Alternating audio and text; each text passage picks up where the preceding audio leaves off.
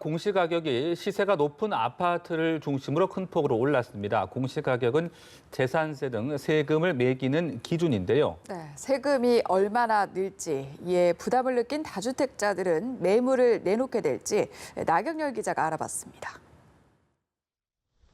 지난해 공시가격이 8억 6천여만 원인 서울 마포구의 한 아파트. 올해는 10억 8천여만 원으로 25%가량 올랐습니다.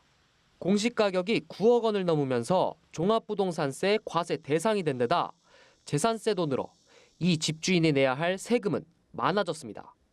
지난해보다 44% 정도 늘어난 354만 원을 내야 합니다. 고가 아파트의 경우 시세는 높은데 공시가격의 시세 반영률은 중저가 아파트보다 낮아 그동안 세금을 덜 걷는 것 아니냐는 형평성 논란이 있었습니다. 이에 정부가 고가 아파트를 중심으로 공시가격을 큰 폭으로 인상했습니다. 아파트값이 비싸질수록 보유세 부담은 더 커집니다. 강남구에 있는 고가 아파트의 보유세가 지난해와 비교해 45% 커지는 반면 서초구의 초고가 아파트 보유세는 47% 늘어나게 됩니다. 다주택자의 세부담은 더 무거워집니다. 서울 강남구에 아파트 2채를 갖고 있는 경우 지난해보다 76% 늘어난 5,300여만 원의 세금을 내야 합니다. 전문가들은 세부담을 느낀 다주택자들이 매도보다는 증여를 선택할 가능성이 클 것으로 전망합니다.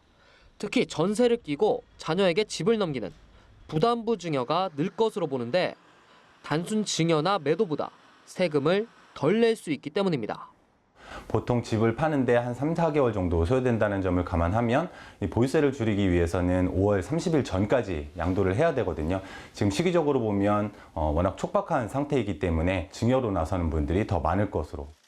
지난해 12.16 부동산 대책에 담겼던 종합부동산세 인상 법안이 이번 국회에서 처리될 경우 고가주택 보유자와 다주택자의 올해 보유세 부담은 더 커지게 됩니다. 다만 국회 통과 여부는 불투명합니다. 연합뉴스 TV 나경길입니다.